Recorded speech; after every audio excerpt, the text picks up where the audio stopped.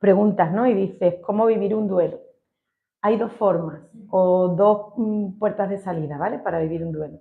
Uno, hay que entender que un duelo es algo que duele. De ahí viene la palabra, algo que es doloroso. Entonces, cuando algo duele, no se reprime. O sea, imagínate que te das un golpe en la mano, te duele y te queda así. Esa emoción, ese efecto que genera el sentimiento del dolor en una emoción, el cuerpo lo tiene que canalizar, ¿vale? Entonces, cuando lo reprimimos podemos crear enfermedades, patologías, fobias, traumas, miedos, irascibilidad, o sea, muchísimos conflictos en eso. Un duelo en sí está basado en 4 fases, según la psicología. La primera fase es la negación. Me niego a reconocer esto. No quiero entender esta situación que me está pasando. Y a veces lo hacemos de forma inconsciente. No es como que me agarro y digo que no, sino que es instintivo. No quiero, no quiero. ¿Vale? Hay otra fase, la siguiente fase, que se le entiende como la fase de la ira. Yo le llamo la fase emocional. Porque a veces ira es miedo, es rabia, es cólera, son diferentes emociones.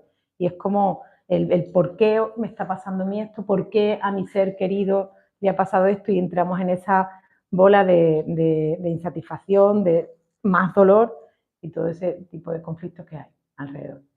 Después de esa otra fase está la fase de la aceptación. Y la aceptación es, ya no estoy viendo a mi ser querido, ya no le toco, ya no le veo, ya no le siento, ya no está. Como que pasan unas semanas, unos días, unos meses, incluso unos años. Es cuando ahora acepto. ¿Por qué? Porque era una persona mayor o porque tuvo que ser así, por lo que cada uno considere y cree. Pero sobre todo hay una fase que es la vital, y ahí yo estoy convencidísima que vas a llegar, y muchos de vosotros, si consideráis que hay un duelo no resuelto, un duelo bloqueado, que también se le llama, lo podéis entender, que es la fase del perdón. Cuando uno está negando algo y cuando uno tiene dolor, no puede llegar a perdonar, porque perdonar es comprender. Perdonar no es aceptar, perdonar es abrir tu mente a un entendimiento superior. Por eso os decía al principio que la emocionología nos tratamos de entender que es esa parte esencial del ser y la parte del humano.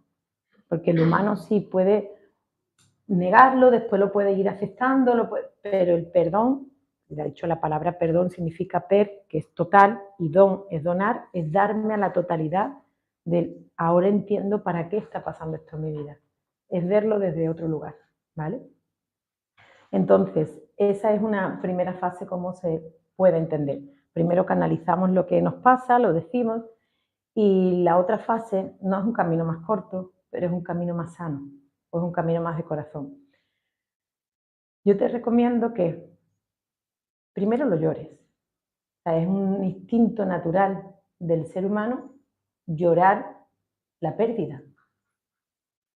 Sí, incluso hay, no sé por qué hay una moda de que no hay que llorar, que todo hay que ser instagramer, todo hay que reír y todo el mundo con la copita en la playa. Es que el llorar es algo instintivo. Ahora, si te queda en el llanto, pues ya entramos en la autocompasión y no, ¿vale? Pero ese espacio íntimo de llorar, eso es lo más liberador que existe. Que también si lloras con alguien, ese alguien simplemente te recibe, te sostiene y te permite el desahogo, porque cuando hay gente que me dice, Silvia, ¿cómo hago cuando alguien ha fallecido? ¿Qué hago? Simplemente estás. ¿Quién te ha pedido la opinión de algo? Si esa persona te dice, ¿qué hago con mi vida? ¿Cómo resuelvo? Pues ya tú, en base a lo que tú sepas, todos tenemos experiencia en la vida, nos vamos adaptando. Pero lo primero es, y como te conozco, llevarte a llorar. Encontrar un espacio en el que tú puedas permitirte tu vulnerabilidad total. Se me coge aquí, no sé explicarlo. Sí, con tus palabras. Es un nudo aquí abajo, y se me queda aquí. No. Mira, ese nudo... No me deja tragar, no me deja sacar aquí. Vale, porque cuando te enteras de la noticia, ¿vale? Eso es se le llama un impacto emocional, pero hay otro tipo de impactos que son más sutiles, que son cuando lo intuyo. ¿Vale? Casi todo el mundo lo intuye, pero dependiendo del nivel de conciencia o de cómo yo me sepa escuchar o cómo sepa entender eso, lo vamos a vivir de una forma u otra. Entonces, eso lo ideal es que tú te vayas, o sea, tú te vayas como igual que me lo has contado a mí, se lo cuentas a alguien, es decir, yo este momento lo tuve claro, yo estaba haciendo esto, y te vayas a ese momento y lo hables en presente. Y yo ahí, en esa intuición, ¿qué es lo que tú querías decir o hacer? Porque esto es lo que sientes y esto es lo que quieres expresar. Esto y esto son dos centros energéticos y las emociones son energía en movimiento. Entonces, ¿qué hago? Hoy no puedo, tengo el trabajo, tengo que salir a casa, tengo que hacer las cosas, no puedo. Pues para eso, todo lo que hacemos en nuestra vida de forma interna es un espacio de reflexión, una cita contigo. Tú vas al médico y no falla, ¿no? Y dejas lo que tenga que hacer y vas. Sí, no es que no puedo llegar, pero tú contigo. Sí, a las 5 de la tarde yo he quedado conmigo. Hoy no me voy a dar una vuelta con el perro, no, conmigo. Es vital. Entonces, en ese momento, lo ideal es que expreses, que hables todo lo que quieres decir en ese momento. En el momento en que lo intuiste y en el momento que te enteraste. ¿Sí? Expresa. Es que no sé qué decir. Tonterías, pero di. ¿Sí? Porque nuestro inconsciente, que es la parte de la mente más profunda, es la que entiende un estado de equilibrio. Nuestra mente consciente, no, la consciente está en caos todo el tiempo. Uy, tengo que hacer. Pero la inconsciente vive un estado de equilibrio. En el momento que hay algo que desequilibra, nos lo va a mostrar. En una presión, en una angustia, en un recuerdo, en un perfume. Si hueles a alguien que huele como esa persona, si ves un gesto, una demanda de alguien. Claro, entonces eso, lo importante es que nosotros sepamos aprender a hacer esa catarsis, el darnos el pellizquito y sacarnos de ahí, y aparte eso te activa la autoestima que ni 20 libros de Luis Hay, ¿eh? ¿Vale? Y después, una vez que tú ya te quedas vacía, y os digo una cosa, expresar las emociones no es, ay, qué mal me encuentro. Recordad que somos un animal. Gran parte, o sea, reconduzco, todo este, ¿cómo diría? Vestido sagrado es un animal. Y el animal lo que es del animal, ¿sí? Expresar, sacar, y de ahí lo del llanto. ¿Cuántas veces decimos, mira, lloré, no sé por qué, pero qué alivio?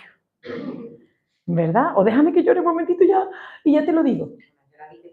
Exactamente, o llore una amiguita que, ¿vale? Pues entonces eso, ir a encontrarlo, ve a buscarlo. No, ya lo haré en el mes que viene. Entonces, cuando alguien que dice, no, yo ya iré, ya lo dejaré, eso lo que alimenta es una desvalorización, es como, y también un victimismo. Sí, prefiero estar llorándole a mi marido, a mi madre, a mi hermano, haciéndomela fuerte, pero en el fondo lo que estoy es haciéndome la víctima. Y eso no cuadra. Es demasiado reciente tu caso. Vale. Entonces, la segunda fase de esa sanación cortita, que ya sabéis que a mí los aletargamientos no me encantan. Escríbele, ¿vale? A ese ser querido. Una cosa es lo que decimos con la boca, con la palabra, que es la pala que abre. Una cosa es lo que decimos desde la boca y otra cosa es lo que expresamos desde el corazón. Pero hay una fórmula muy saludable, muy barata, es bastante económica, un boli y un papel, ¿vale? Y sobre todo intimidad, porque cuando nuestro interior es como voy a ser juzgada, no es como estoy aquí, están los niños ahí corriendo y voy a aprovechar, no. El respeto a lo sagrado, el respeto a tu intimidad, eso te hace enormemente grande. ¿Vale? Pues cuando tú escribes lo que estás haciendo es dejando que esa parte inconsciente se exprese, que te das cuenta a veces de que la mano dice tú, yo esto no lo tenía pensado, porque echas la mente para allá, la usas para escribir, sí, echas la mente un poquito para allá y empieza la mano a escribir, ta, ta, ta, ta. Shakespeare lo decía, que mi mano expresa lo que mi alma siente, y él, vale. Entonces cuando tú escribes esa carta se la lees a ese ser querido, porque la gran confusión que hay es creer que los muertos se mueren. Eso me lo enseñó mi padre, pero si tuvo que morir el tío, pues lo voy a haber explicado en este plano, ¿no? Pero bueno, entonces eso si quieres avanzamos un poquito por ahí. Pero primero, cuarto de baño, una ducha, antes de irte a dormir, vete al campo y grita, pero vete a esos momentos cuando lo intuiste y cuando lo supiste. ¿Qué le hubieses dicho a la persona que te lo dijo, que no dijiste?